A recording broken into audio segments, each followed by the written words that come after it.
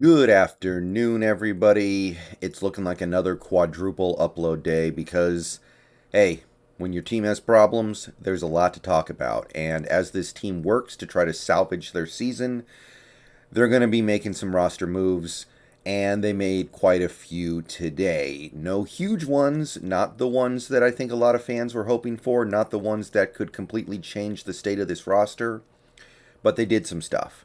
And it certainly warrants talking about. So we've got a little bit of a grocery list of things to go over today, a little bit of an agenda. We're going to start with probably the least interesting stuff and work our way up to the thing that actually matters a little bit for the Seahawks going into next week against the 49ers. So we're going to start here. Seahawks worked out a couple of players today. Ryan Izzo, Josh Shaw, Simeon Thomas.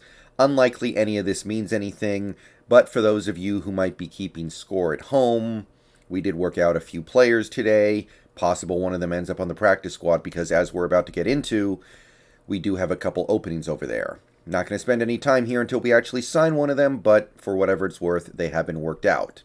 Okay.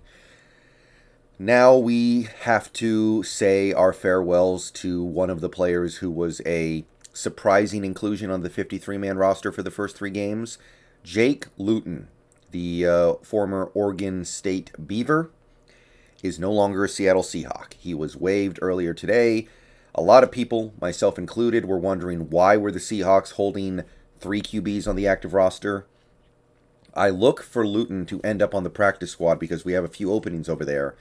But for the moment, he is not a Seahawk, and he will no longer be on the active roster. I honestly kind of hope that we can get him back on the practice squad. I think he's the kind of guy that you like to have on your practice squad, a young guy with some promise. Doesn't really pose any sort of a threat to guys like Russell Wilson or even really Geno Smith right now, but I feel like there's at least a little bit of upside there. So the Seahawks are back down to two quarterbacks on their active roster, which is where they should be. It was kind of silly that we ever had three. And yeah, that's minorly significant. The only thing I'm really interested in is whether or not he gets back to our practice squad, because I personally hope he does. But not a lot of weight here. Okay, let's take a look at some of the moves that have been made to the practice squad that have opened up the spots that I was just talking about. So last week there was some talk about us picking up Jace Sternberger, tight end, but it didn't officially happen until this week, just today. Jace Sternberger has been added to the practice squad officially. Not a big time player or anything like that, not somebody who ever really did that much, even in college, I don't think, but he's been added to our practice squad. Connor Weddington, DeQuan Hampton, and Michael Jacobson have been pushed off the practice squad. So Jacobson's tight end spot gets replaced by Sternberger, but Weddington and Hampton getting pushed off probably means they just weren't better than Cade Johnson and Aaron Fuller and I suppose Cody Thompson. They're obviously not better than Cody Thompson because he actually got called up, but right. Okay, so this means we now have a couple openings on the practice squad for, say, Jake Luton and possibly one of the guys that we worked out today, but we'll see how those spots fill out in the coming days. Okay, so that's the easy stuff. Those are the softballs.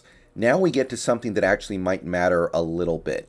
And I'm actually kind of excited to say this. Even though I don't know how much it's going to matter, I am happy for this player because earlier today, the Seahawks have officially signed Robert Nkemdiche to the 53-man roster. So his comeback story continues. This guy went from a first-round pick to a first-round bust to out of football to practice squatter to training camp warrior to now 53-man roster addition officially. So we see a significant role for Robert Nkemdiche on this defense going forward, and we decided to use one of our 53-man roster spots on him. We liked what we saw against the Titans and Vikings enough to bring him on. So it seems like the defensive tackle rotation going forward is going to be, in order, Poona Ford, Al Woods, Brian Monet, and Robert Nkemdiche. So that leaves us pretty deep in the middle of the defense. That's pretty good. That's a pretty good place to be. I like Poona. I think Monet's developed pretty nicely over the last year.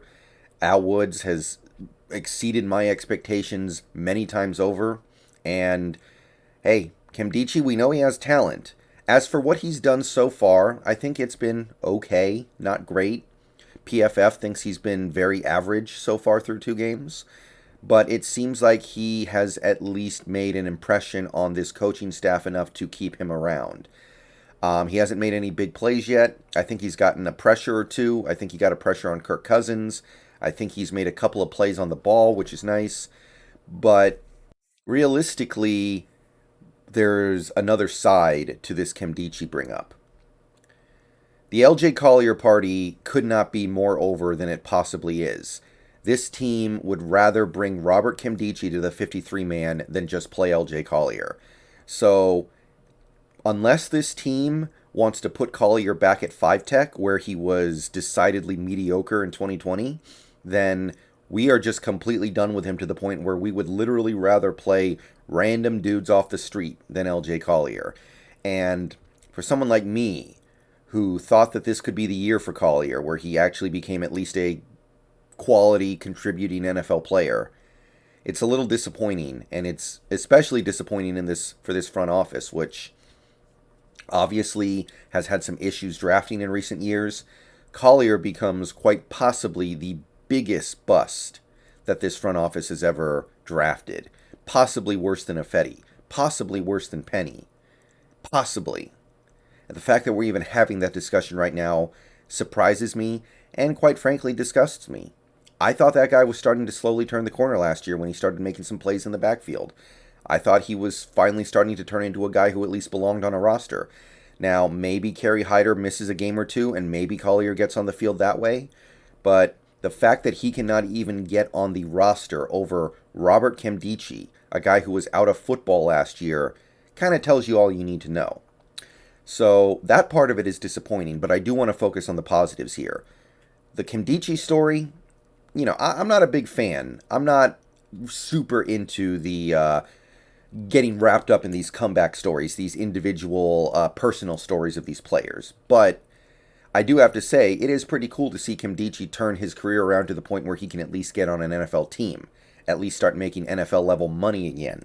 So I haven't been in love with him the first 2 games or anything. He didn't do anything to stand out to me, but other than one penalty that I thought was honestly kind of cheap, kind of ticky-tack, I think he's been fine. I think he looks like he belongs, and apparently that's more than I can say for LJ Collier, because he does not belong. But we no longer have to worry about using our call-ups on Robert Nkemdiche. He is now with the team on a permanent basis going forward for 2021. Hopefully he can start making some plays. Hopefully he can start ingratiating himself to this fan base. I think it would be awesome. But either way, he's a number 4 defensive tackle right now. And as a number 4 defensive tackle, you just need to do your job.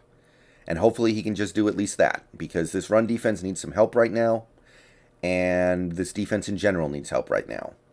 All right, those are all the updates I have for you guys right now. There's going to be another video coming up soon, but big one, Robert Nkemdiche up to the 53-man. The team is moving some deck chairs around. Unfortunately, we are still the Titanic for the moment. Is a bigger move possibly coming at some point to make us not the Titanic? Only time will tell. See you guys later tonight. Go Hawks.